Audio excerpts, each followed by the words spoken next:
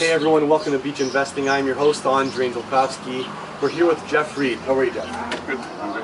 Alright, so what are we doing today? Well, we're learning how to save $25,000. And how are we going to do that? Well, we're going to lift a house versus digging down. And why would we do that? Well, to increase the ceiling height of the basement. Because here in East York, in the beaches, Leslieville, the basements were not made to live in. They were made for storage, so they don't have really high ceilings. So this is one way of raising the house. And why do we save $25,000? When you come across a wood frame construction like this house, you can lift the entire house up as opposed to going down. If you've got a good solid basement floor, if you already have new pipes below the floor for the drainage and for the sewage, then it's a good opportunity to raise a house. This one's going to cost $6,000 to raise this house, and typically we charge around $31,000 to re-pour the basement floor, do the three-piece roughing in the basement, and get about 7.5, 8-foot ceilings. And so most of the ceilings in these old existing post-war homes are about 6'3", and we should end up with about 7'3" when we're done on this one. That's actually a big difference when it comes to ceiling height, and when you want to live down there or if you want to rent it out, that makes a big difference with rent and value of your home. So a good tip and technique to save on a lot of money when it comes to flipping houses or basically doing your renovations. So where can people learn about this?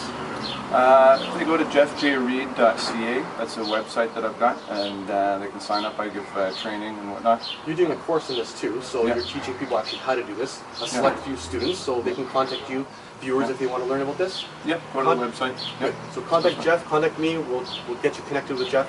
Do you want to go inside, or do you want to show them, the viewers, a little bit what you're doing on here? A lot of these foundation walls are in rough condition. You can see that as we've been lifting, there's been a lot of crumbling. This is contaminated concrete, and so therefore, by definition, it's not designed to last and withstand the elements as well as the new concrete. And so we've lifted it up. You can see this is all new in here, so we've already got about 4 or 5 inches here. And so we're going around with a series of lifting jacks inside, and we literally just screw up one at a time, go all the way around the basement and just pump up this house. So this house is about 37 by 20, the footprint of the house, and so we've been at it for a couple of hours. We had about 2 days to prepare, and this will be done by tomorrow. So all in about 4 days of work for 3 or 4 of us, and as compared, underpinning a house takes 5 weeks. So 5 weeks versus 4 days. Yeah. Okay. Well, I can see right there the cost difference right there. Time as well. Yeah. So let's head downstairs, see what you're doing. So Jeff, before we go into the basement, can you explain to us what you need to do on the main floor of this house? Before you lift a house, we need to take the chimney, make sure that any of the joists that are tied into the chimney, any of the nails and whatnot, are disconnected. So we cut away the floor system here so that it's not connected to the chimney at all. We'll leave the chimney sitting on a foundation in the basement. So all the way up through, right up to the roof, disconnected from the ceiling and from the roof. You can see that they didn't plan this chimney very well because they had to step over to the right in order to avoid the ridge. So not very structurally sound, but we'll fix it up as we're building.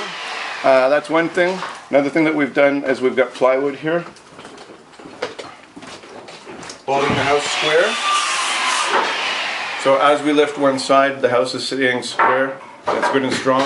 We've got plywood behind us, and yeah, it's got to be solid as a rock in order to lift it. So, all right, now let's go downstairs. Okay.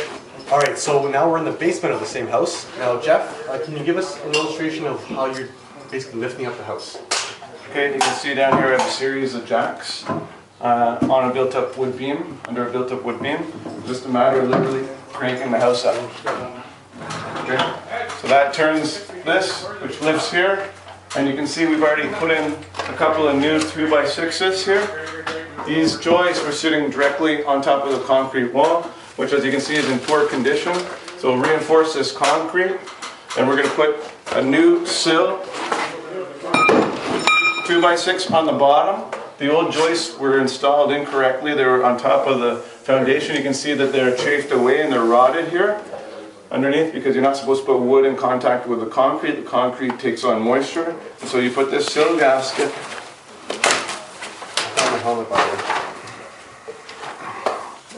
underneath. The sill gasket goes underneath the 2x6. Okay, right in here. And prevents the moisture from coming up through. We'll reinforce here. And this is, when we're done, you'll see right now we're up 3 inches, 2x. And when we're done, you'll see that it'll be up about 1 foot. Okay? We'll do another video later. Okay.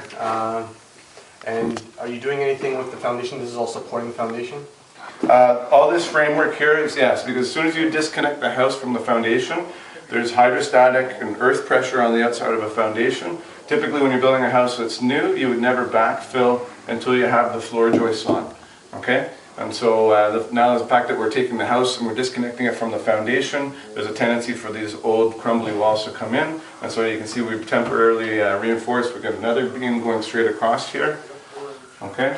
And then when we're done, another thing that you're going to notice right here is we'll have the steel lintel out of place, and the windows will be a lot higher. Okay? Because it's not very bright down here. So you can take a look at my height, and you'll have another couple of fists on top of my hand here, of my head. Okay, so come back in a few hours. All right. Next, we're back. And how much have we raised the house so far? 1 foot. A foot? You see last time, if you remember? Yeah, you only had 1 fist. Yeah.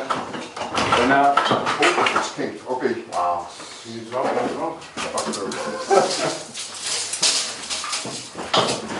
started out at about 6'2", 6'3", we're at 7'3". And just bump it. Well, do that. 12 inches. Yeah, you can see here Yeah, there you go. Just hold it. how much higher we are. And now what's the next step?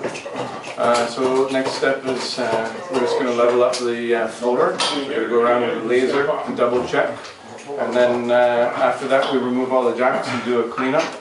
And once you have the floor and the wall system here, all this new stuff reattached to the foundation, then the floor gets leveled upstairs. We put in some plywood, screw it down, take out the sweeps, and when we have a nice straight floor, then we start to put the walls. Always a foundation, then the floor, then the walls. Okay, just let it go. All right. It's not going nowhere. Until next time. Thank you again. Stand Pleasure. there. Put me into it.